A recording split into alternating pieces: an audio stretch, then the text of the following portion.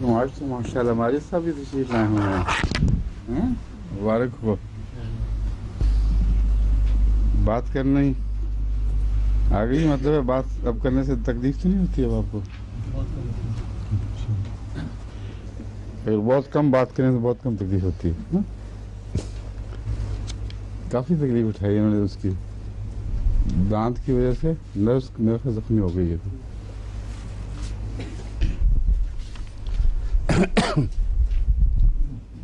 کیوں جناب؟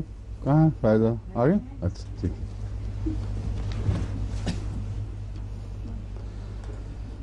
اعوذ باللہ من الشیطان الرجیم، بسم اللہ الرحمن الرحیم. آج ہم سورہ بنی اسرائیل کی 72ویں آیت سے شروع کریں گے. اس لیے میں کہہ رہا ہوں کہ آج ہی صبح مجھے خط ملا ہے کہ آپ جب پڑھتے ہیں تو ہمیں پتہ نہیں چلتا کہ کون سی آیت پڑھ رہے ہیں کس صورت کی. بعض بیچ میں نئے آنے والے ہوتے ہیں نا، شامل ہوتے ہیں.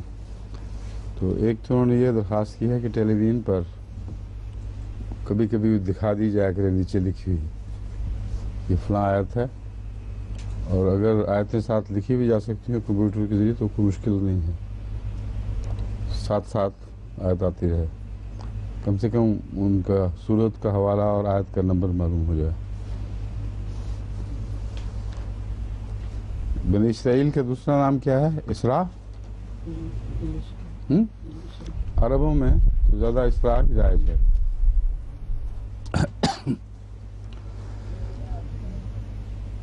اعوذ باللہ من الشیطان الرجیم، بسم اللہ الرحمن الرحیم. یوم ندعو کل اناس بامامہم فمن اوتی کتابہ بیمینہ فاولئک یقرؤون کتابہم ولا یظلمون فتیلا. ومن کان فی ہذہ اعمی فہو فی الآخرۃ اعمی واضل سبیلا.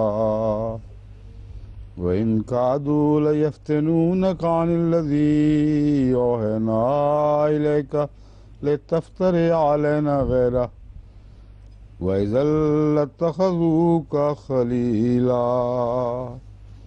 وَلَوْلَا أَن ثَبَّتْنَاكَ لَقَدْ كِدتَّ تَرْكَنُ إِلَيْهِمْ شَيْئًا قَلِيلًا. إِذًا لَّأَذَقْنَاكَ ضِعْفَ الْحَيَاةِ وَضِعْفَ الْمَمَاتِ ثم لا تجد لك علينا نصيرا. وإن كادوا ليستفزونك من الأرض ليخرجوك منها وإذا لا يلبثون خلافك إلا قليلا. سنة من قد أرسلنا قبلك من رسلنا ولا تجد لسنتنا تحويلا. اقم الصلاة لدلوك الشمس إلى غسق الليل وقرآن الفجر إن قرآن الفجر كان مشهودا. ومن الليل فتهجد به نافلة لك عسى أن يبعثك ربك مقاما محمودا. وقل رب ادخلني مدخل صدق واخرجني مخرج صدق واجعل لي من لدنك سلطانا نصيرا. وقل جاء الحق وزهق الباطل إن الباطل كان زهوقا. وننزل من القرآن ما هو شفاء ورحمة للمؤمنين ولا يزيد الظالمين إلا خسارا. وإذا أنعمنا على الإنسان أعرض ونأى بجانبه وإذا مسه الشر كان يئوسا. قل كل يعمل على شاكلته فربكم أعلم بمن هو أهدى سبيلا. ويسألونك عن الروح قل الروح من امر ربی وما اوتیتم من العلم الا قلیلا ولئن شئنا لنذهبن بالذی اوحینا الیک ثم لا تجد لك به علینا وکیلا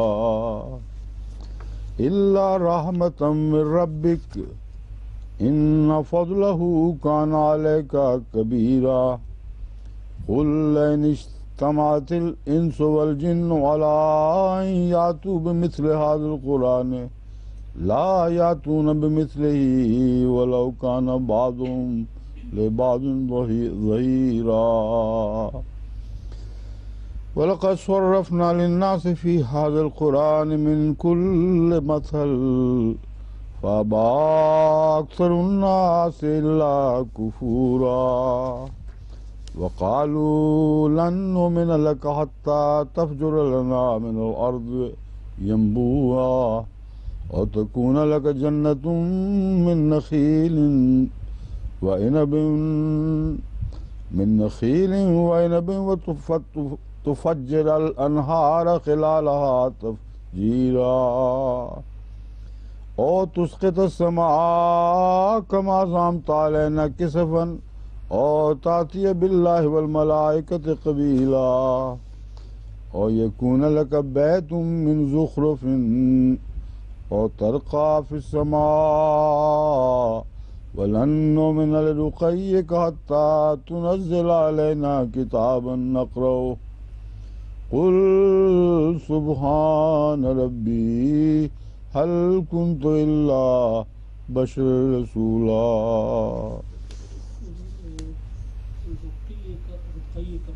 کیا رقیہ کا پڑھا گیا ہے. رقیہ کا ہے. ہاں یہ ٹھیک ہے. اس آیت کو دوبارہ پڑھتا ہوں میں کیونکہ رقیہ پڑھ لیا تھا میں نے. یہ قاف کے نیچے زیر ہے. او یکون لک بیت من زخرف او ترقى في السماء ولن نؤمن لرقیک حتى تنزل علینا کتابا نقرؤه قل سبحان ربی هل كنت الا بشرا رسولا.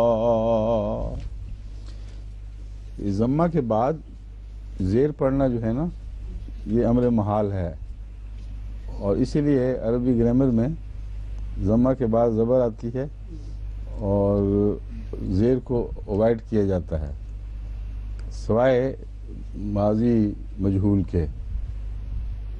قتلا جس طرح قاتل قتلا وہ ایک ایسا حصہ ہے جس میں آسانی سے پڑھا بھی جاتا ہے لیکن اکثر زیر کو پیش میں اور پیش کو زیر میں بدلنے میں زبان میں دقت ہوتی ہے. اس لیے عربی طرز قرأت میں اس کی سہولت مہیا ہوئی ہے. تو بات درست ہے آپ کی. رقیہ کا لکھا ہوا ہے لیکن عادتاً چونکہ رے کے بعد پیش کے بعد زبر آسان ہے اس لیے وہ ذات جاری ہوگی زبان پہ.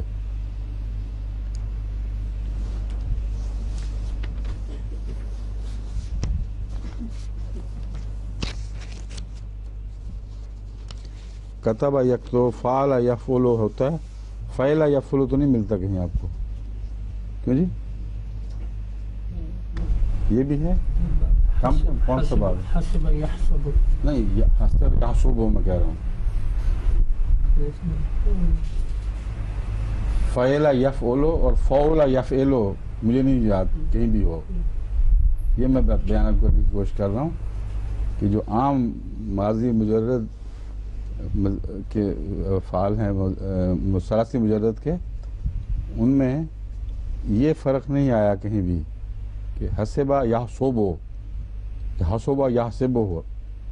نزدیک کے ہیں اتنے دور کے نہیں ہیں یعنی انفلیکشن نزدیک کی ہے. یوم ندعو کل اناس بامامہم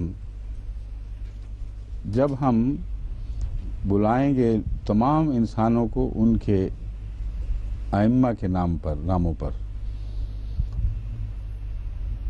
فمن اوتیہ کتابہ بیمینہ بس جو بھی کتاب دیا جائے گا دائیں ہاتھ سے دائیں طرف سے یا اس کے دائیں ہاتھ میں کتاب دی جائے گی، فَأُولَٰئِكَ يَقْرَؤُونَ كِتَابَهُمْ وَلَا يُظْلَمُونَ فَتِيلًا، بس ایسے لوگ اپنا حساب پڑھیں گے، یہاں کتاب سے مراد حساب ہے،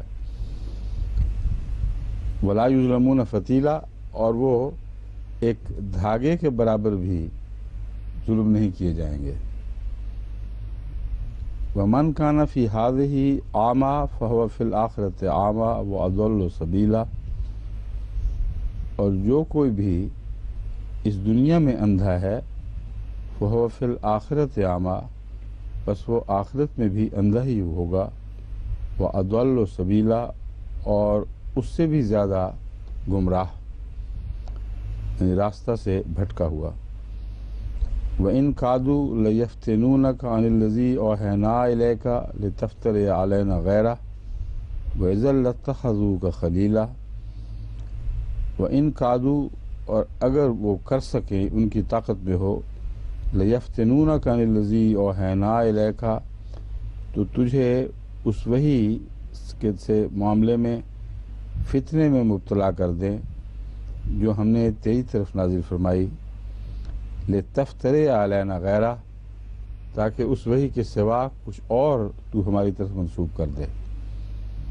وَإِذًا لَّاتَّخَذُوكَ خَلِيلًا، اگر تو ایسا کرے تو مان وہ تجھے دوست پکڑ لیں گے،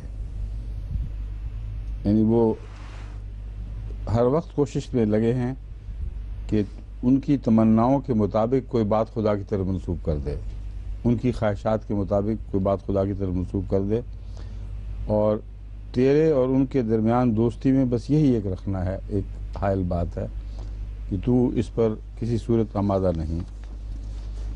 وَلَوْلَا أَن ثَبَّتْنَاكَ لَقَدْ كِدتَّ تَرْكَنُ إِلَيْهِمْ شَيْئًا قَلِيلًا، اور اگر ہم نے تجھے ثبات قدم عطا نہ کیا ہوتا، لَقَدْ كِدتَّ تَرْكَنُ إِلَيْهِمْ، تو ہو جاتا رفتہ رفتہ ان کی طرف مائل، تھوڑا تھوڑا، یعنی انسان جب راہ حق سے خدا کے علاوہ کسی اور کی خاطر ایک ذرہ بھی انحراف اختیار کرتا ہے تو وہیں سے اس کا قدم پھر پھسلنا شروع ہو جاتا ہے، ثبات قدم نہیں رہتا، وہ رفتہ رفتہ پھر پھسلتا ہوا دور نکل جاتا ہے۔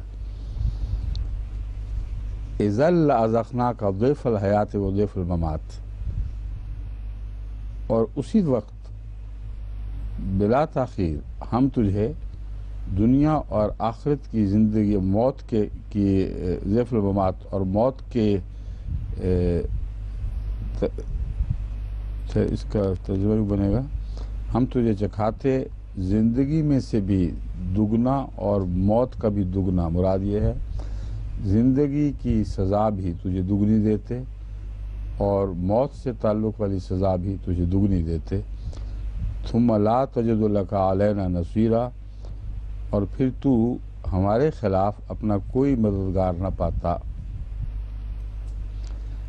اب یہ سارا مضمون وہی چل رہا ہے شجرہ طیبہ کا، جو مضبوطی کے ساتھ جس کی جڑیں قائم ہیں، اور اس کے مقابل پر شجرہ خبیثہ کا جس کی جڑیں اکھڑ جاتی ہیں اور پھر وہ کہیں کبھی نہیں رہتا۔ اور وہ چونکہ شجرہ خبیثہ سے تعلق رکھنے والے لوگ ہیں، وہ کوشش کرتے ہیں ہمہ وقت کہ کسی طرح ایک دفعہ تیری جڑیں اکھیڑ ڈالیں، تجھے زمین پر ہلکا کر دیں، اور اللہ تعالیٰ نے تجھے ثبات قدم بخشا ہے، ان کو یہ طاقت نہیں ہے۔ اور اگر وہ یہ نہ کر سکیں تو ان کا دوسرا رد عمل یہ ہوا کرتا ہے کہ اس وطن سے ہی اس کے پاؤں اکھیڑ دیں جو خدا کی خاطر اپنے موقف پر جمع ہوا ہے۔ اس دو طرح سے استفزا کا مضمون جاری ہوتا ہے، ایک یہ کہ اپنے دین سے ان کے پاؤں کھیڑ دیں، وحی کے موقف سے ایک پیغمبر کے پاؤں کھیڑ دیں۔ جب اس میں ناکام ہوتے ہیں تو کہتے ہیں اچھا پھر اپنے وطن سے تمہارے پاؤں کھیڑ دیں گے اور تمہیں اپنے وطن سے نکال باہر کریں گے۔ اِذًا لَأَذَقْنَاكَ، اس کے بعد اللہ تعالیٰ فرماتا ہے وَإِن كَادُوا لَيَسْتَفِزُّونَكَ مِنَ الْأَرْضِ لِيُخْرِجُوكَ مِنْهَا، تبھی نتیجہ وطن سے نکالنے کا اس وقت نکلتا ہے جب وہ اپنے دین سے منحرف کرنے میں کامیاب نہیں ہوتے، اور بین ہی یہی دھمکیاں ہمیشہ سے انبیاء کے دشمن دیتے آئے ہیں، اور آج ہمیں پاکستان میں بین ہی یہی دھمکی علماء کی طرف سے دی جا رہی ہے، سرے منہ بھی فرق نہیں۔ تم اپنے دین کو ترک کر کے ہماری طرف آ جاؤ، ورنہ ہم تمہیں اپنا ملک بنا لیا ہے، ہم تمہیں اپنے ملک سے نکال دیں گے، اور تمہارے لیے کوئی تیسرا راستہ نہیں ہے۔ یہی پیغام ہے جو علماء نے، ان کے وفد نے یہاں آ کے دیا، اور پھر اخبار میں چھپایا بھی کہ احمدیوں کے لیے اب 2 ہی راستے رہ گئے ہیں، یا وہ اپنے دین سے منحرف ہو کر ہماری جہالت میں لوٹ آئیں، اور اسلام سے منحرف ہو کر اسلام کے اس فرضی تصور میں لوٹ آئیں جو ہم نے بنا رکھا ہے، ورنہ اس وطن میں ان کو رہنے کا کوئی حق نہیں دیا جائے گا۔ تو دیکھیں کتنا پرانے زمانے کا جو دستور ہے اسی طرح جاری و ساری ہے، سچ اور جھوٹ کی پہچان بالکل واضح اور کھلی کھلی ہے۔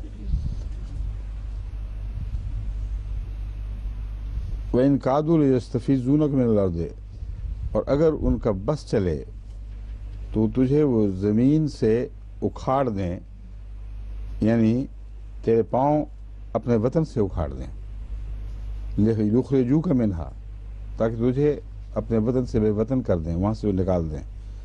وَإِذًا لَا يَلْبَثُونَ خِلَافَكَ إِلَّا قَلِيلًا، اور اگر انہوں نے ایسا کیا تو وہ خود بھی زیادہ دیر اس وطن میں نہیں بچ سکیں گے۔ یہ بہت ہی اہم ایک پیشگوئی اور انذار ہے کہ تیرے بغیر وہ لمبا عرصہ اس وطن میں نہیں رہ سکیں گے جس کو اپنا سمجھتے ہیں، جہاں سے تجھے نکالا گیا ہے۔ حضرت صلی اللہ علیہ وآلہ وسلم کے اولین دور میں یہ پیشگوئی اس طرح پوری ہوئی کہ خود حضور اکرم صلی اللہ علیہ وآلہ وسلم کو اس وطن کا مالک بنا دیا گیا، اور وہ جو چند ظالم تھے جنہوں نے آپ کو قبول نہیں کیا ان کے پاؤں اکھڑ گئے، اور پھر وہ بھاگے پھرتے رہے ہیں۔ کسی نے کسریٰ کی حکومت میں جا کے دم لیا، کسی نے قیصر کی حکومت میں جا کے دم لیا، تو وہی رہ سکے جو حضرت صلی اللہ علیہ وآلہ وسلم کی مالکیت کے تابع رہے ہیں۔ وطن کی ملکیت کے حقوق تمام حضرت صلی اللہ علیہ وآلہ وسلم کو عطا فرما دیے گئے، اور ان کے پاؤں اکھیڑ دیے گئے۔ بس لفظاً حیرت کے ساتھ یہ پیشگوئی اس شان سے پوری ہوئی ہے کہ کم مذہبی تاریخ میں اس وضاحت اور اس شان کے ساتھ ایسی پیشگوئیاں پوری ہوتی ہیں۔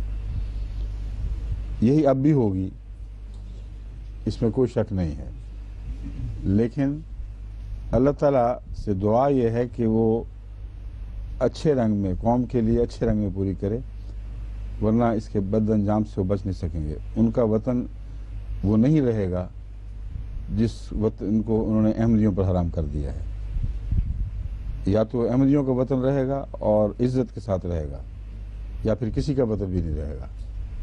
یہ قرآن کی لکھی ہوئی بات ہے، اسے کوئی دنیا میں تبدیل نہیں کر سکتا۔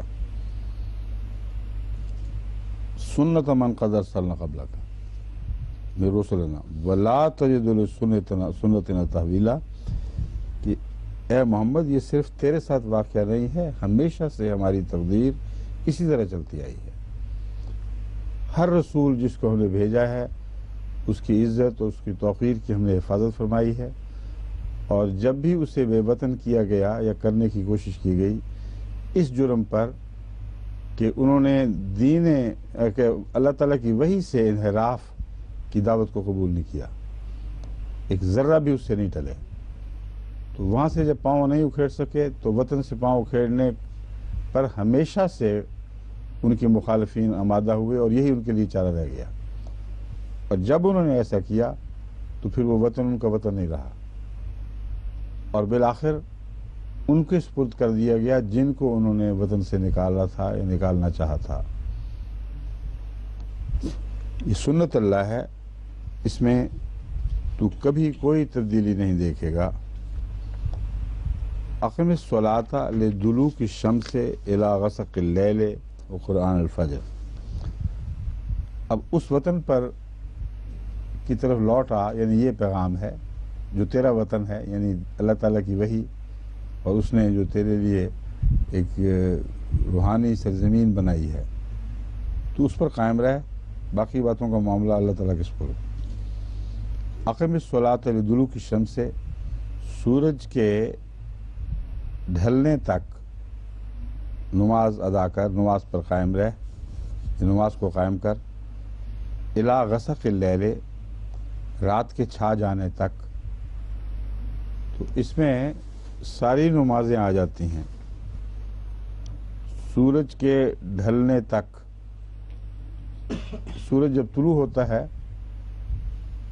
اس کے بعد سورج کے ڈھلنے تک، یعنی مغرب تک کی سب نمازیں آ گئیں، اور پھر غسق اللیل میں جب تک رات چھائی رہتی ہے اس کی نمازیں آ جاتی ہیں۔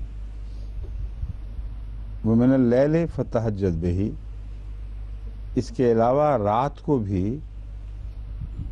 اٹھا کر، تہجد کا لفظ جو ہے یہ رات بھر جاگنے کے لیے بھی استعمال ہوتا ہے، اور رات کی محنت اور مشقت کے لیے بھی، اور خود سونے کے بعد پھر بستر سے جدا ہونا تہجد کہلاتا ہے۔ اور اب یہ اسلامی اصطلاح بن چکی ہے، جس کا مطلب ہے رات کے کچھ حصہ آرام کے بعد جب انسان بستر سے اٹھتا ہے نماز کی خاطر، اسے تہجد کہا جاتا ہے، تہجد کہا جاتا ہے۔ فتہجد بہ، بس اس کے ذریعے، کس کے ذریعے؟ قرآن کے ذریعے۔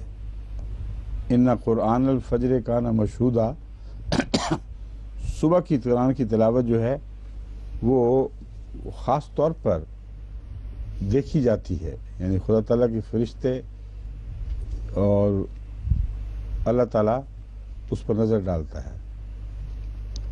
اس لیے وہ جو درمیان کا چھوٹا سا ٹکڑا بچتا تھا رات کے بعد اور طلوع شمس سے پہلے کا، وہ اس آیت نے کور کر لیا ہے۔ ان قرآن الفجر کان مشہودا، ان تیری عبادت جو ہے وہ 24 گھنٹے کے ہر حصے پر پھیل گئی ہے، پوری طرح حاوی ہو گئی ہے۔ طلوع شمس کے بعد ڈھلنے تک، ڈھلنے کے بعد رات کے چھا جانے تک، اور رات کے چھا جانے کے دوران تہجد کے ذریعے، اور طلوع شمس سے پہلے فجر کا جو وقت ہے وہ قرآن الفجر کے ذریعے۔ یہ تمام وقت، جتنے بھی تمام وقت کے حصے جو 24 گھنٹے میں آتے ہیں، ان سب میں عبادت کا مضمون اس ایک آیت میں جمع کر دیا گیا ہے۔ وَمِنَ اللَّيْلِ فَتَہجَّد بِهِ نَافِلَةً لَكَ،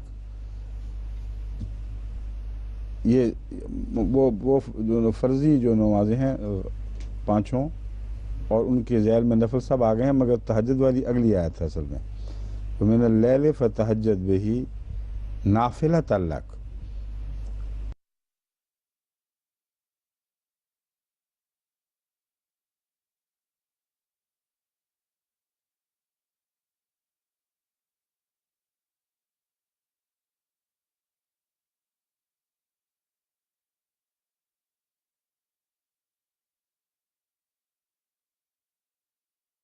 کہ اللہ تعالیٰ تجھے پہنچا دے، تیرا رب تجھے پہنچا دے مقام محمود تک۔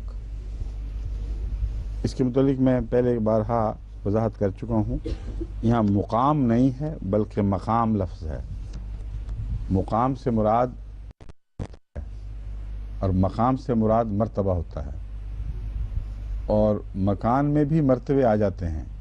قرآن کریم کی کئی آیات میں مقام لفظ ہے مگر اس میں مرتبے کا مفہوم داخل ہے، مگر جب مقام کہا جائے تو یہاں مکان نہیں ہوتا بلکہ مرتبہ اور ایک عزت کا مقام ہے، جس کو ہم اردو میں مقامی کہتے ہیں مگر عربی میں مقام کہتے ہیں۔ عسیٰ یبعثک ربک مقام محمودا، ہرگز بعید نہیں یا قریب ہے کہ اللہ تعالیٰ تجھے مقام محمود میں داخل فرما دے۔ یہ جو مقام محمود ہے یہ کوئی کھڑا مقام نہیں ہے، کیونکہ ایک مکان نہیں ہے جہاں آدمی جا پہنچ کے وہاں کھڑا رہ جائے۔ مکان اور مقام میں ایک بڑا فرق یہ بھی ہے کہ مقام ایک متحرک چیز کا نام ہو سکتا ہے جو درجہ بدرجہ بڑھتا ہے اور کبھی ایک حال پر نہیں رہتا۔ مکان ایک محدود دائرے میں موجود جگہ کا نام ہے اور وہ اس دائرے کے اندر رہتی ہے۔ تو چونکہ مضمون یہ بیان ہونا ہے کہ تیرے مرتبے ہمیشہ بڑھتے رہیں گے اور یہی دعا سکھائی جا رہی ہے، اس لیے اللہ تعالیٰ نے لفظ مقام استعمال فرمایا ہے یہاں کہ عسیٰ ان یبعثک ربک مقاما محمودا، ایک ایسے مقام میں تجھے تیرا رب پہنچا دے جو ہمیشہ قابل تعریف رہے گا۔ وہ مقام تنزل نہیں پکڑے گا کبھی، کیونکہ وہ مقام جو حاصل ہونے کے بعد گرے وہ محمود نہیں رہتا۔ بس دائمی ترقی کرنے والا مقام مراد ہے جو ہمیشہ قابل تعریف رہے گا۔ اور یہ دعا کر وَقُلْ رَبِّ أَدْخِلْنِي مُدْخَلَ صِدْقٍ وَأَخْرِجْنِي مُخْرَجَ صِدْقٍ، کہ اے میرے رب تو ہمیشہ میرا قدم مجھے صدق کے ساتھ داخل فرما، یعنی ہر اعلیٰ مقام کی طرف جس کا تو نے وعدہ کیا ہے مقام محمود، اس میں ہمیشہ صدق کے ساتھ داخل فرما اور صدق کے ساتھ نکال، کیونکہ جب مقام محمود سے بڑھ کر اور مقامات کی طرف قدم بڑھے گا تو وہ صدق کے اوپر ہی وہ قدم رہے ہمیشہ۔ سچائی کے ساتھ ہی ہر مقام کو حاصل کروں اور سچائی کے ساتھ ہی ہر اگلے مقام کی طرف بڑھوں، یہ دعا سکھائی گئی ہے۔ وَاجْعَلْ لِي مِن لَّدُنْکَ سُلْطَانًا نَصِیرًا، اور میرے لیے اپنی جناب سے غالب نصرت والے مددگار پیدا فرما۔ سلطان کہتے ہیں وہ شخص جسے غلبہ ہو، اسی لیے بادشاہ کے لیے لفظ سلطان استعمال ہوتا ہے۔ وہ دلیل جو غالب ہو اور اپنی اندرونی قوت کے ساتھ وہ ہر باطل دلیل کو شکست دے دے، وہ بھی سلطان ہے۔ اب سوال یہ ہے کہ جو رسول اللہ صلی اللہ علیہ وآلہ وسلم کے روحانی مقامات ہیں ان کے لیے سلطان نصیر کی کیا ضرورت ہے؟ اصل میں مقام محمود جو ہے آپ کا، اس کا دنیا میں ہمیشہ بڑھتے ہوئے غلبے سے بھی تعلق ہے۔ حضرت صلی اللہ علیہ وآلہ وسلم کا ایک مقام تو وہ ہے جو اللہ جانتا ہے اور اللہ سے ہم نے سیکھا، اور کچھ مقام، اور یہ مقام وہ بھی ہے جو مومن سچے بندے رسول اللہ صلی اللہ علیہ وسلم سے محبت کرتے ہیں جانتے ہیں، مگر یہ جب دائرہ پھیلتا ہے تو یہ مقام اور بلند ہوتا جاتا ہے۔ ایک آدمی کو اگر صرف ایک آدمی مانے تو مانا تو گیا، مگر اس کی عزت اس کے مقابل پر کچھ بھی نہیں، جسے کروڑ آدمی مانے۔ بس لوگوں کے ماننے سے مقام محمود بڑھتا ہے۔ اسی لیے حضرت صلی اللہ علیہ وسلم نے فرمایا کہ ایسی عورتوں سے شادی کرو جو محبت کرنے والی ہوں اور زیادہ بچے پیدا کریں تاکہ میری امت بڑھے۔ اور امت کے بڑھنے کے متعلق رسول اللہ صلی اللہ علیہ وسلم نے اور بھی اظہار فرمائے ہیں۔ تو جتنے زیادہ متبعین اور صاحب عرفان متبعین بڑھیں اتنا مقام محمود بلند ہوتا ہے۔ تو اس موقع پر سلطان نصیر کی ضرورت پڑتی ہے۔ حضرت مسیح موعود علیہ السلام بھی ان سلاطین نصیر میں سے ہیں جو حضرت صلی اللہ علیہ وآلہ وسلم کو عطا کیے گئے۔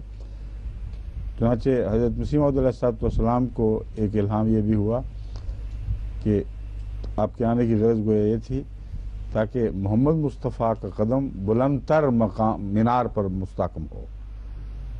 تو یہ مقام محمود کا بڑھنا ہی ہے۔ جتنے زیادہ انسان حضور صلی اللہ علیہ وآلہ وسلم کی غلامی میں داخل ہوں گے، جتنے زیادہ مذاہب آپ کی غلامی میں داخل ہوں گے، اتنا ہی آپ کا مقام بلند تر ہوگا، اور اس کے لیے سلطان نصیر کی ضرورت پیش آتی ہے۔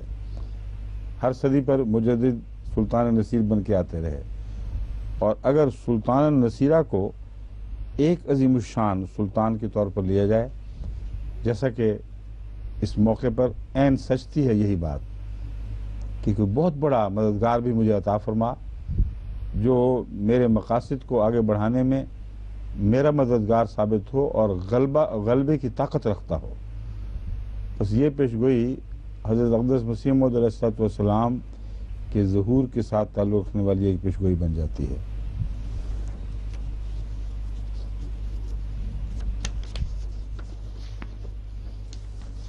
وقل جاء الحق وزهق الباطل، اب دیکھ لیں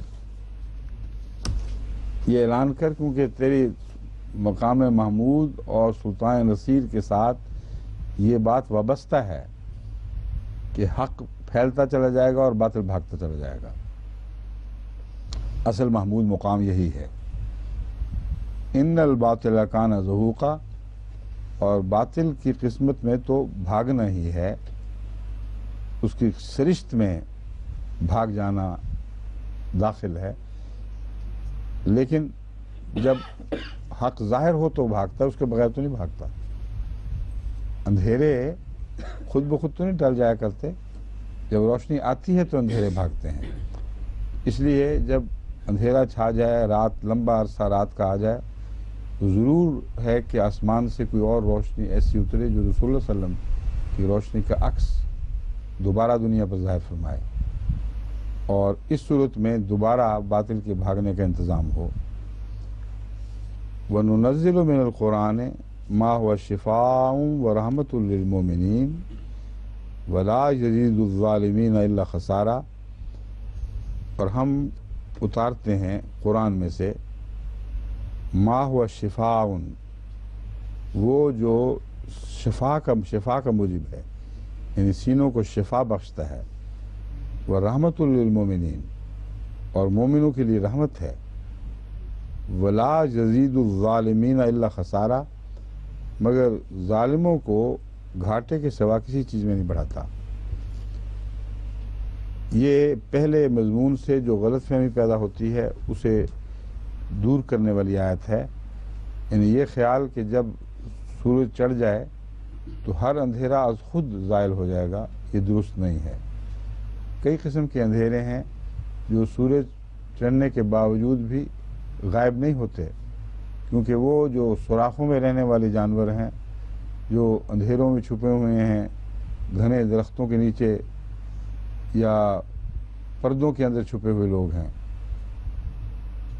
وہ تو سورج سے نہیں بھاگتے، کیونکہ سورج وہاں پہنچے گا تو بھاگیں گے۔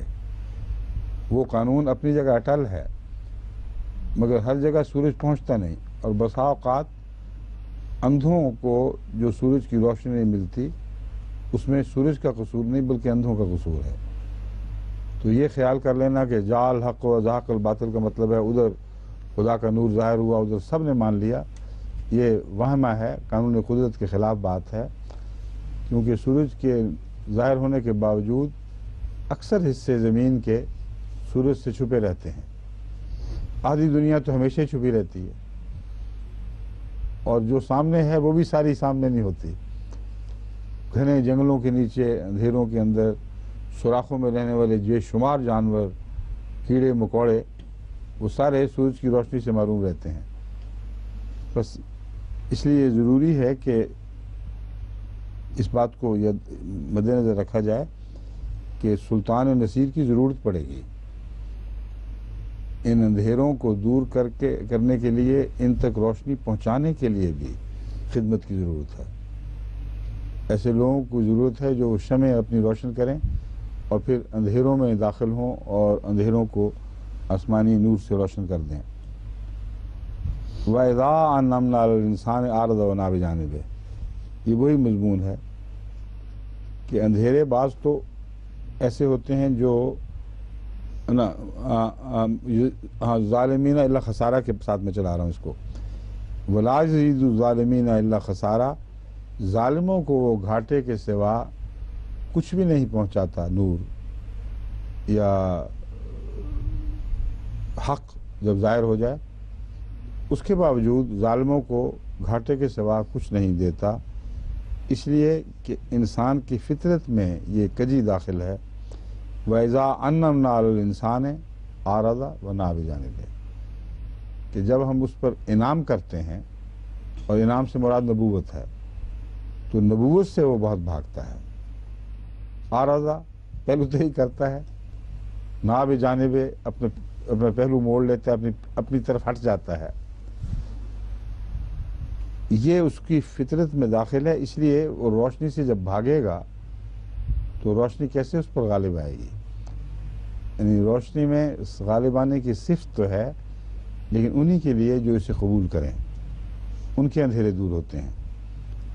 وَإِذَا مَسَّهُ الشَّرُّ كَانَ يَئُوسًا، جب اس اعراض کے نتیجے میں جو حق سے اعراض کرتا ہے اسے تکلیف پہنچتی ہے تو پھر وہ مایوسی ہو جاتا ہے، اور حق سے اعراض کے نتیجے میں تکلیف لازماً ہوگی، کیونکہ جو روشنی کو قبول نہیں کرے گا، اندھیروں میں بھٹکے گا، اس کا حال اس جیسا تو ہو ہی نہیں سکتا جو روشنیوں میں بس گیا ہے اور روشنیوں کو قبول کر چکا ہے. اندھیروں کے نقصانات ہیں. من شر غاسق اذا وقب کا جو مضمون ہے وہ جاری ہو جاتا ہے. تو انسان کا عجیب حال ہے، جب اس کو خدا تعالیٰ نعمت فرماتا ہے، نعمت نازل فرماتا ہے، تو اس سے وہ پیٹھ موڑ لیتا ہے. خصوصاً نبوت سے اس کو بڑی گھبراہٹ ہوتی ہے، کیونکہ انما سے مراد نعمت نبوت ہی ہے. اور جب پھر اس کے نتیجے میں اس کی تکلیفیں پہنچتی ہیں تو سخت مایوس ہو جاتا ہے کہ اب کیا بنے گا، کچھ نہیں ہو سکتا. قل کل یعمل علی شاکلتہ، تو کہہ دے کہ ہر شخص اپنی تشکیل کے مطابق کام کرتا ہے. ہر شخص کو ایک خاص سانچے میں ڈھالا گیا ہے، اور ہر وجود اس میں شامل ہے، انسان ہو یا غیر انسان. ہر چیز ہی اپنی اپنی تخلیق کے سانچے کے دائرے میں کام کرتی ہے. ربکم عالم بمن هو اہدی سبیلا، یہ فیصلہ کہ کون ہدایت کو پا گیا اور زیادہ ہدایت کو پانے والا ہے، یہ اللہ ہی کرے گا. یعنی بھاگنے والے یہی سمجھتے رہیں گے کہ ہم سچے ہیں، اور جنہوں نے حق کو قبول کیا وہ جھوٹے ہیں. اور حق کو قبول کرنے والے کھلی آنکھوں سے دیکھ رہے ہوں گے کہ یہ جاہل ہیں جو ظلمات کو روشنیوں پر ترجیح دے بیٹھے ہیں. لیکن آخری فیصلہ کرنے کا بندے کو اختیار نہیں دیا کہ یہ فیصلہ کر لے کہ چونکہ ہم نے سمجھ لیا ہے کہ ہم حق پر ہیں، اور ہم جان چکے ہیں کہ فریق مخالف غلطی پر ہے، اس لیے ہمارا فرض ہے کہ خدائی اختیارات اپنے ہاتھ میں دے کر ان کو باطل کی سزا دیں، اور ان پر وہ فتوے جاری کریں جو باطل پر جاری کیے جاتے ہیں. اس حق کو خدا نے اپنے ہاتھ میں واپس لے لیا ہے تاکہ یہ غلط فہمی دور نہ ہو جائے. ربکم عالم بمن هو اہدی سبیلا، عجیب کلام ہے یہ، عدل کا انتہائی مقام ہے. خدا تعالیٰ سب روشنیاں دینے کے باوجود بندے سے اختیار عدل چھین لے لیتا، اختیار حکومت لے لیتا ہے، اختیار مالکیت لے لیتا ہے. وہ کہتا ہے دنیا میں تم جس کو ٹھیک سمجھتے ہو کرو، کرتے چلے جاؤ، تمہارا یہی حق ہے، یہی فرض ہے، مگر فیصلہ میں کروں گا کہ تم میں سے صحیح رستے پر چلنے والا کون تھا. اب یہ جو مضمون ہے یہ منتقل ہو جاتا ہے ایک اور مضمون کی طرف جو دراصل آپس میں تعلق رکھتا ہے. وَيَسْأَلُونَكَ عَنِ الرُّوحِ قُلِ الرُّوحُ مِنْ أَمْرِ رَبِّي وَمَا أُوتِيتُم مِّنَ الْعِلْمِ إِلَّا قَلِيلًا، وہ تجھ سے روح کے متعلق سوال کرتے ہیں. قُلِ الرُّوحُ مِنْ أَمْرِ رَبِّي، تو کہہ دے کہ روح میرے اللہ کے حکم ہی سے ہے. وَمَا أُوتِيتُم مِّنَ الْعِلْمِ إِلَّا قَلِيلًا، اور تمہیں اس کا بہت تھوڑے کے سوا کچھ علم نہیں دیا گیا. اس سے پہلے ذکر گزرا ہے کہ اکثر جو منکرین ہیں وہ یوم آخرت کا انکار کر بیٹھتے ہیں، اور یوم آخرت کے انکار کے نتیجے میں یہ ساری بلائیں ان پر ٹوٹتی ہیں، کفر اور الحاد وغیرہ اور بدعمالیاں، یہ اس کا طبعی نتیجہ ہے. یوم آخرت پر ایمان کی راہ میں ایک مشکل یہ ہے کہ روح کا الگ وجود تسلیم کیا جائے اور اس کا تصور باندھا جائے. ایک ایسا وجود جو جسم سے بالا الگ حیثیت میں قائم رہ سکے. بس وہ حضرت صلی اللہ علیہ وآلہ وسلم پر جو روح کا سوال کرتے ہیں، دراصل ان کی نیت یہ ہے کہ وہ کہیں کہ یہ تو کوئی چیز ہی نہیں ہے، ہم مر جائیں گے، مٹی ہو جائیں گے، تم کس چیز کی بات کرتے ہو کہ موت کے بعد الگ رہے گی. اس لیے یہ اعتراض جو آج کل اٹھایا جاتا ہے کہ پرانے زمانے کی باتیں ہیں، نئے زمانے میں تو کوئی انسان مادے سے الگ ایک وجود کا تصور نہیں باندھ سکتا، یہ بالکل غلط بات ہے۔ یہ اعتراضات جتنے بھی مذہب پر کیے گئے ہیں قدیم ترین ہیں، اور انسان اپنے شعور کے لحاظ سے ہمیشہ سے اتنا شعور رکھتا رہا ہے کہ مادے کو ترجیح دے اور غیر مادی حقیقتوں کا انکار کرے جو اس کو حواس خمسہ سے محسوس نہ ہو سکیں۔ بس روح بھی انہی چیزوں میں سے ایک ہے جو براہ راست حواس خمسہ کی پہنچ سے باہر کا مضمون ہے۔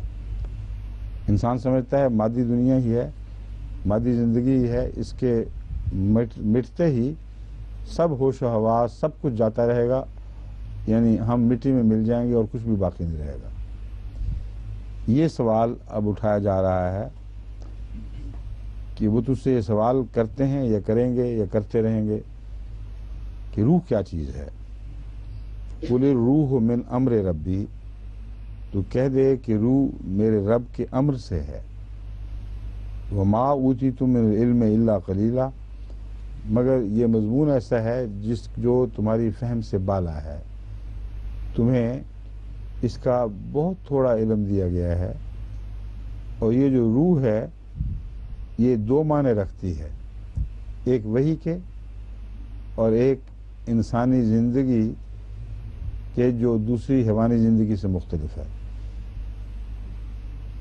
حیوانی زندگی اور انسانی زندگی میں ایک قدر مشترک نفس ہے، اور نفس کے متعلق من امر ربی کا ارشاد نہیں ہوا کہیں۔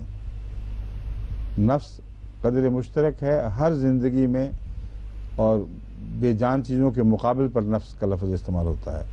انسان بھی نفس رکھتا ہے، مگر لفظ روح صرف انسانی زندگی کے لیے استعمال ہوا ہے، کیونکہ روح اس نفس کا نام ہے جسے جسم سے الگ ہونے کے باوجود باقی رہنے کی طاقت بخشی گئی ہے، وہ اپنی ذات میں ایک وجود اختیار کر گیا ہے۔ یہ جو مسئلہ ہے روح اور جسم کا اور ان کی علیحدگی کا، اس پر سائنسدانوں نے ہمیشہ یہ اعتراض کیا کہ مادی شکل کے علاوہ کسی روحانی تصور کو ہم تسلیم نہیں کر سکتے جو مادے سے کٹ کر پھر بھی رہے، کیونکہ ہوش و حواس اور محسوسات کا تعلق ان مادی حواس سے ہے جنہیں ہم حواس خمسہ کہتے ہیں۔ جب حواس خمسہ مر جائیں تو پھر وہ روحانی تصور جو کانشسنس کا ہے، ایک شعور کا زندہ رہنا اور الگ رہنا، یہ سوچا نہیں جا سکتا۔ اس پہلو پر دو طرح سے اب سائنسدانوں نے توبہ کی ہے اور واپسی کا سفر اختیار کیا ہے۔ ایک اس طرح کہ چوٹی کے سائنسدان یہ تسلیم کر چکے ہیں، جو اپنے فن کے چوٹی کے ماہر، بلکہ ان میں نوبل laureates ہیں، کہ دماغ سے بالا ایک چیز ہے جس کو ہم مائنڈ کہتے ہیں، مائنڈ کہہ سکتے ہیں، جو مادی نہیں ہے، اور دماغ اس کے تابع ایک کمپیوٹر کی طرح کام کرتا ہے۔ یعنی اس کو دماغ کی ضرورت تو ہے، لیکن انسانی بدن پر حکومت کے لیے اسے دماغ کی ضرورت ہے، مگر وہ انسانی دماغ کا محتاج نہیں، بلکہ اس پر غالب ہے۔ یہ اس کو مائنڈ کہتے ہیں، مائنڈ ورسز برین۔ ایک لمبی ڈیبیٹ چلی آ رہی تھی، اور اب دن بدن ماہرین کا یہ رجحان بڑھ رہا ہے کہ مائنڈ برین کے علاوہ اس سے بالا ایک حقیقت کا نام ہے۔ وہ کیا ہے، اس کی کنوں کو وہ نہیں سمجھ سکتے، لیکن یہ معلوم ہو چکا ہے کہ آدھا دماغ بھی اڑ گیا جن لوگوں کا، وہ فنکشنز جو اس آدھے دماغ میں محفوظ تھے، وہ یادیں جو اس آدھے دماغ سے وابستہ تھیں، وہ اس کے مٹنے کے بعد دوسرے حصے میں منتقل ہو گئیں۔ وہ فنکشنز، وہ کام کے طریق، وہ اس آدھے دماغ میں منتقل ہو گئے جو غائب ہو گیا ہے۔ تو اس پر کچھ لوگ تو صرف یہ کہتے ہیں کہ سمجھ نہیں آتی ہے کیسے ہوا ہے، مگر بہت سے ہیں جو کہتے ہیں ماننا پڑتا ہے کہ مائنڈ اور چیز ہے اور یہ مائنڈ نے منتقل کیا ہے دوسری طرف، وہ مائنڈ کی میموری اپنی ہے ایک تو یہ ذریعہ تھا جس کے ذریعے سے اب یہ روح کے وجود کی طرف آ رہے ہیں۔ دوسرا میں بیان کر چکا ہوں، سلٹون ایک دریافت ہوئی ہے چیز، سولیٹون یا سولیٹون ہے غالباً، وہ انرجی کے ایسے پیکٹ کو کہتے ہیں جو مادی وجود کی محتاج نہیں ہے بلکہ اپنی الگ شخصیت رکھتی ہے۔ وہ انرجی یعنی وہ توانائی جو مادے سے الگ ہو کر بھی اپنی شخصیت کو بحال رکھے، اس کو سولیٹون کا نام دیا گیا ہے۔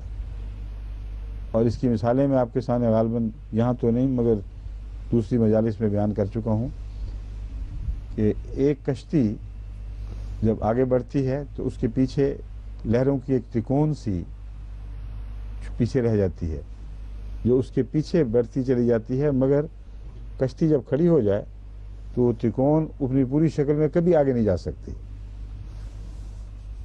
کیونکہ وہ جو اس نے مادی تموج پیدا کیا ہے کشتی نے، اس کا نام وہ لہریں ہیں جو پیچھے دکھائی دے رہی ہیں، اور وہ کشتی سے جو پیدا کرنے والی ہے آگے نہیں نکل سکتا۔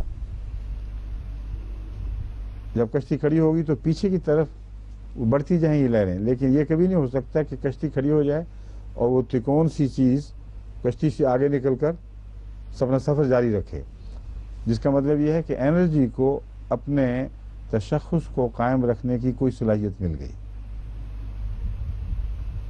یہ بات سب سے پہلے اس طرح غلط ثابت ہوئی کہ ایک امریکہ میں ایک شخص گھوڑے سے باندھ کر اپنی کشتی کھینچ کر لے جا رہا تھا جھیل میں، کیونکہ جو عام طور پر رواج یہ ہوتا ہے کہ ڈھلوان کی طرف کشتیاں خالی چلی جاتی ہیں، بھری ہوئی جاتی ہیں، واپس پھر ان کو لے کے جاتے ہیں کنارے کنارے، اور بعض دفعہ ویسے ہی جب سفر کرنا ہو، کشتی کو کہیں پہنچانا ہو تو لوگ پسند کرتے ہیں کہ گھوڑے کے ساتھ باندھ کے ساتھ پیچھے چلیں اور کشتی کی سیٹ کے لے جا رہے ہیں، کیونکہ گھوڑے کو قابو رکھنا ہوتا ہے، اس لیے خود ان کو زمین پر رہنا زیادہ آسان رہتا ہے بجائے کشتی میں بیٹھنے کے۔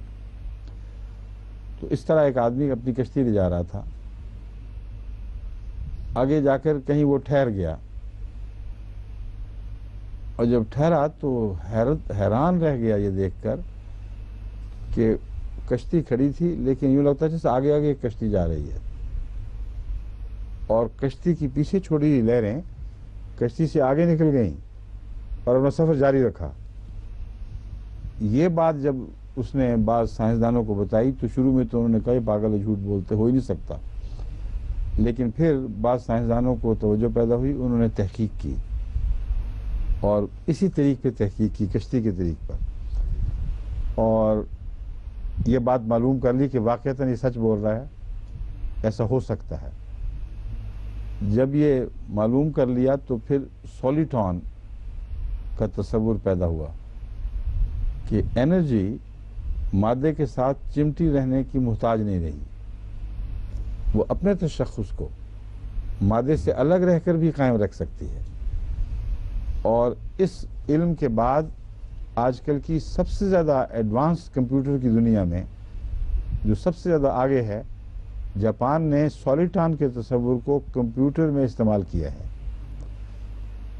اور انرجی کے ایسے پیکٹس بنائے ہیں جو مادے کے محتاج نہیں ہیں اپنے وجود کو قائم رکھنے کے لیے، وہ اپنی ذات میں قائم رہتے ہیں، اور حیرت انگیز ترقی ہوئی ہے کمپیوٹر کی دنیا میں سولیٹون کے تصور سے۔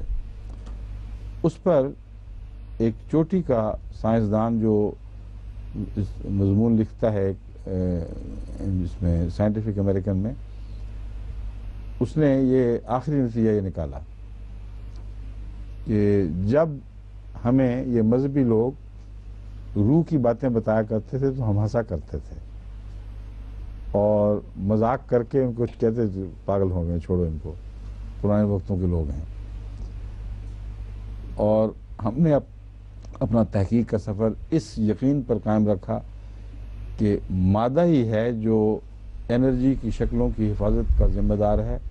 مادے سے الگ ہو کر کوئی توانائی اپنا ایک تشخص ایسا قائم نہیں رکھ سکتی جس میں اس کے مختلف نقوش ہوں. جس طرح انسانی شکل ہوتی ہے اس طرح انرجی اپنی شکل نہیں رکھ سکتی قائم. مادے سے الگ ہوئی تو پھیل جائے گی. روح اس شکل کی حفاظت کا نام ہے جو جسم کے اندر بنتی ہے.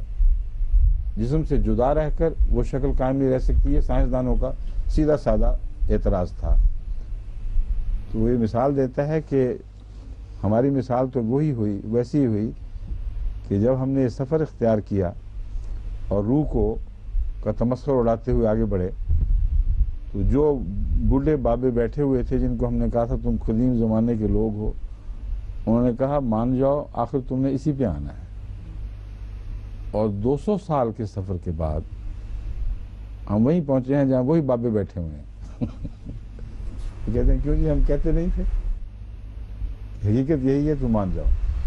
اتنا کھلا اعتراف روح کی حقیقت کا جو اس زمانے میں ہوا ہے، یہ اس زمانے میں اس تفصیل سے ممکن ہی نہیں تھا. لیکن پیشگوئی یہ تھی کہ ضرور یہی بات ہے. امر کا نام ہے جو اپنی ذات میں قائم رہ سکتا ہے اور واپس کھینچا جا سکتا ہے. یہ مضمون ہے کہ روح کو جب خدا بلاوا دے واپس آ جائے گا. امر کو دینے کے باوجود اسے واپس لیا جا سکتا ہے. اس کو اب یہ تسلیم کر بیٹھے ہیں. اور جو دوسرے معنی ہیں روح کے، وہ ہیں امر ربی کا نفخ انسان میں، اور اس سے ایک نئی چیز پیدا ہونا، نئی روح کی تشکیل پیدا ہونا جو نبوت کی روح ہے. چنانچہ یہ کہتے ہی اللہ تعالیٰ اس کا ذکر فرما دیتا ہے. وَلَئِن شِئْنَا لَنَذْهَبَنَّ بِالَّذِي أَوْحَيْنَا إِلَيْكَ ثُمَّ لَا تَجِدُ لَكَ بِهِ عَلَيْنَا وَكِيلًا، کہ ہم نے جو تجھے نبوت بخشی یہ بھی تو روح ہی ہے، ہماری روح سے ہے اور ہماری مرضی پر ہے. جب تک چاہیں انسانی زندگی کو قائم رکھیں اور جب تک چاہیں اس کی روحانی زندگی کو قائم رکھیں. اگر تم نے سر منہ بھی انحراف کیا تو جس طرح انسانوں سے روح کھینچ لینے کی طاقت ہم رکھتے ہیں، اس طرح ایک شخص کو رحمت عطا کرنے کے بعد اسے واپس لے لینے کی طاقت بھی رکھتے ہیں.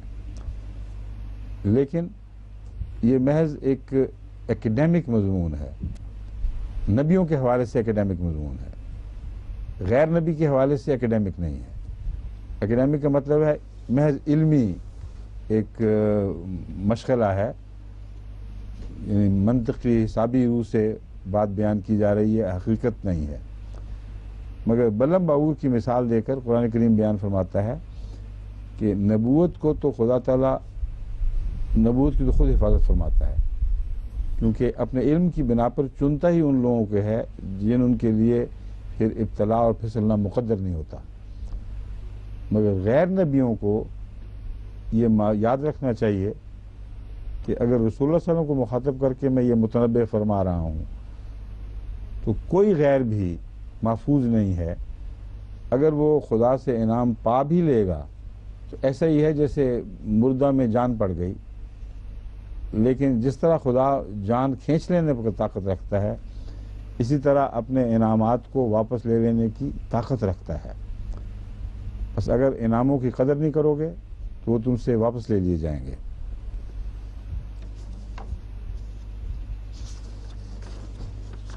اللہ رحمت من ربک کہہ کے فرما دیا کہ ہم تجھ سے بھی واپس لے لینے کی طاقت رکھتے ہیں اور تو ہمارے خلاف کوئی مددگار نہیں پائے گا. لیکن اللہ رحمت من ربک، مگر یہ تو جو تجھے عطا ہوئی اللہ کی رحمت ہے. ان فضلہ کان علیک کبیرہ، تجھ پر بے شمار فضل ہے ہمارا، اتنا عظیم فضل ہے کہ ہم کبھی بھی اس کو واپس نہیں لیں گے. بس جہاں ایک طرف بنی نوع انسان کو ڈرانے کے لیے بظاہر سخت لہجہ استعمال ہوا رسول اللہ صلی اللہ علیہ وسلم کے لیے، وہیں ساتھ پیار اور محبت کی بات بھی شروع ہو جاتی ہے، یہ بتانے کے لیے کہ یہ ایک ہائپوتھیٹیکل کویسچن ہے. رحمت جو تجھ پر ہے وہ تو کبھی واپس نہیں ہوگی، وہ فضل عظیم ہے جو تجھے عطا کیا گیا۔ قل لئن اجتمعت الانس والجن علی ان یاتوا بمثل هذا القرآن لا یاتون بمثلہ ولو کان بعضهم لبعض ظہیرا، تو کہہ دے کہ یہ قرآن تو آ گیا ہے ٹھہرنے کے لیے، اس میں سے کوئی اب منسوخ نہیں ہوگا، کوئی تبدیل نہیں ہوگا، اور کسی دوسرے کو اس کی نظیر بنانے کی طاقت نہیں دی جائے گی۔ یہ دعویٰ بتا رہا ہے کہ خدا تعالیٰ نے اس کلام کی اور اس وجود کی جس پر یہ کلام نازل ہوا حفاظت کا دائمی فیصلہ کر لیا ہے، اور یہ اب بے مثل ہی رہے گا، کسی اور کو نہ عطا ہوگا نہ کسی میں طاقت ہوگی کہ ایسا لا سکے۔ تو کہہ دے کہ اگر انس اور جن، انسان اور چھوٹے لوگ اور بڑے لوگ، عامت الناس اور چیدہ لوگ اس بات پر جمع ہو جائیں ان یاتوا بمثل هذا القرآن، اس قرآن جیسا کوئی قرآن بنا دیں، لا یاتون بمثلہ، وہ نہیں بنا سکیں گے اس کی مثل، ولو کان بعضهم لبعض ظہیرا، خواہ ان میں سے ایک دوسرے کی مدد کرتا رہے۔ تو وہ جو سلطان نصیرہ کا مضمون ہے وہ اللہ تعالیٰ کی طرف سے آنے والا ہی سلطان نصیر بن سکتا ہے جو قرآن کی تائید میں بنے گا۔ قرآن کے مخالف کسی کو سلطان نصیر عطا نہیں ہوگی۔ لو کان بعضهم لبعض ظہیرا کا مضمون ہوگا، کثرت سے ایک دوسرے کے مددگار بننے کی کوشش کریں گے مگر انہیں یہ توفیق نصیب نہیں ہوگی۔ وَلَقَدْ صَرَّفْنَا لِلنَّاسِ فِي هَذَا الْقُرْآنِ مِنْ كُلِّ مَثَلٍ فَأَبَىٰ أَكْثَرُ النَّاسِ إِلَّا كُفُورًا، اور ہم نے قرآن میں فی هذا القرآن، اس قرآن میں ہر قسم کی مثالیں خوب کھول کھول کر اور پھیر پھیر کر بیان کی ہیں۔ صرفہ کھول کے معنی بھی اس میں داخل ہے، مگر اصل جو مضمون ہے وہ پھیرنے کا ہے، اس طرف سے بھی دکھا دیا، اس طرف سے بھی دکھا دیا، کوئی زاویہ چھوڑا نہیں نگاہ کا، جس زاویے سے قرآن کریم کے مضامین کو لوگوں کے سامنے روشن نہیں کر دیا۔ تو ہر زاویہ نگاہ سے دکھا کر اس کا ہر پہلو تم پر واضح کر دیا گیا ہے، انسانوں پر واضح کر دیا گیا ہے، من کل مثل، اور ہر قسم کی تمثیلات کے ذریعے یہ مضمون پھیر پھیر کر کھولا گیا ہے۔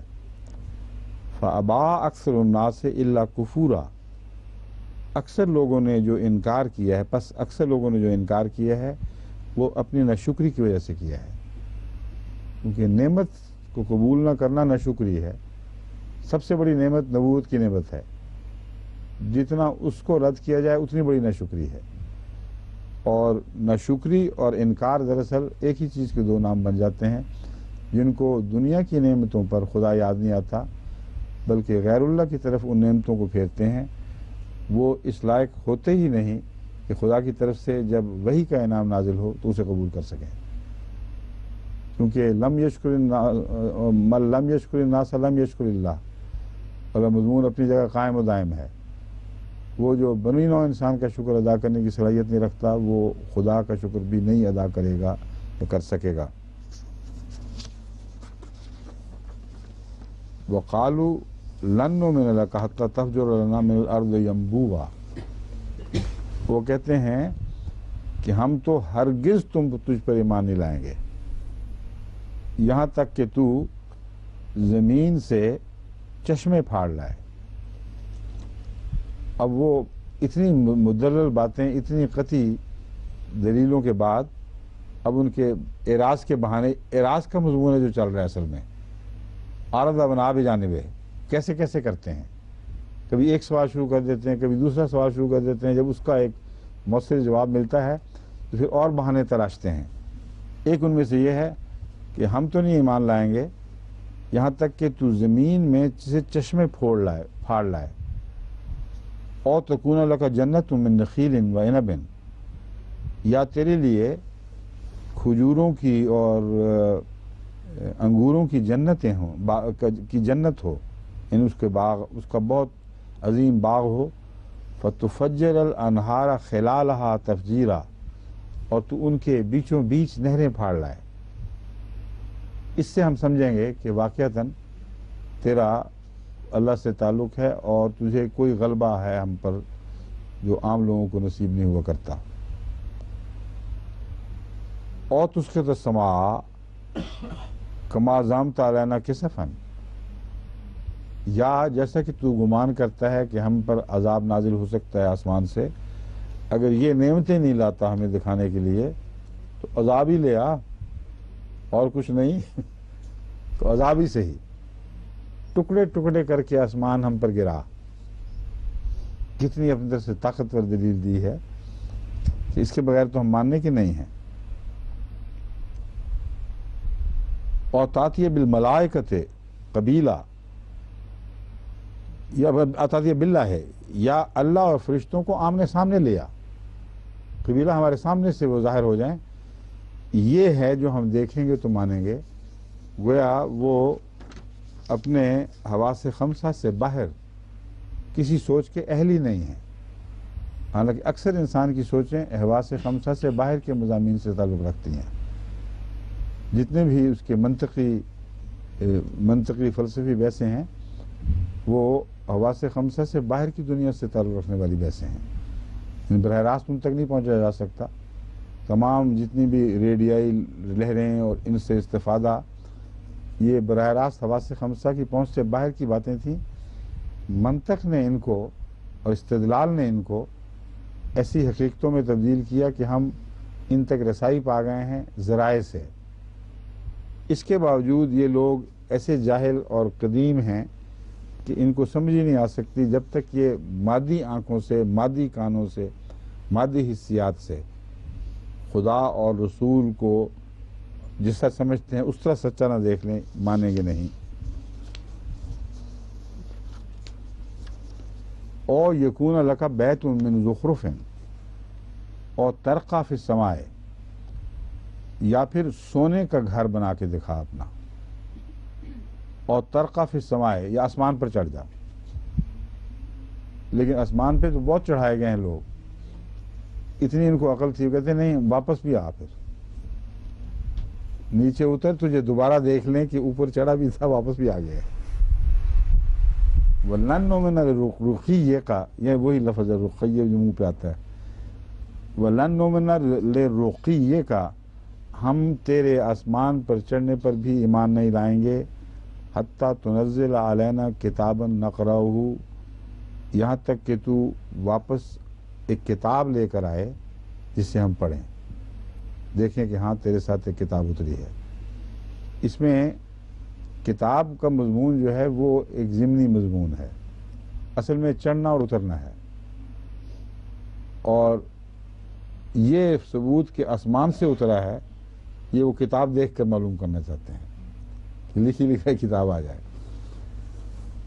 اللہ تعالیٰ فرماتا ہے اس کا کو یہ جواب دے دے، قل سبحان ربی، میرا رب تمہاری جہالتوں سے پاک ہے، تمہاری پاگلوں والی جو سوچیں ہیں ان سے بہت بلند ہے، تمہارے لیے اتنا ہی جواب کافی ہے، حل کنت الا بشر رسولا، کہ جو تم مطالبے کر رہے ہو نہ بشر کی استطاعت میں ہے کہ انہیں پورا کرے، نہ رسول کی اطاعت میں ہے کہ اسے پورا کرے، اور میں نے تو بشر اور رسول ہونے کا دعویٰ کیا ہے، اس سے بڑھ کے دعویٰ ہی نہیں کیا۔ میں دعویٰ اور کر رہا ہوں، دلیلیں تم کسی اور چیز کی مانگ رہے ہو، اسے بڑی جہالت ہے۔ میرا دعویٰ بشر رسول ہونے کا ہے، تم مطالبے وہ کرتے ہو جو ساری تاریخ میں، بشریت کی تاریخ میں، رسالت کی تاریخ میں ایک دفعہ بھی کوئی بشر رسول یہ کر کے نہیں دکھا سکا۔ بس حضرت عیسیٰ علیہ الصلوۃ والسلام کیسے بشر اور رسول ہوں گے؟ یا ان کو بشر اور رسالت، بشریت اور رسالت دونوں سے بالا ماننا پڑے گا، یا ماننا پڑے گا کہ حضرت عیسیٰ بھی نہ آسمان پر چڑھے نہ اتریں گے۔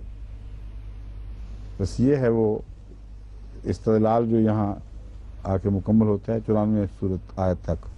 اب وقت چونکہ ختم ہو گیا، انشاءاللہ آئندہ پھر 95 سے شروع کریں گے۔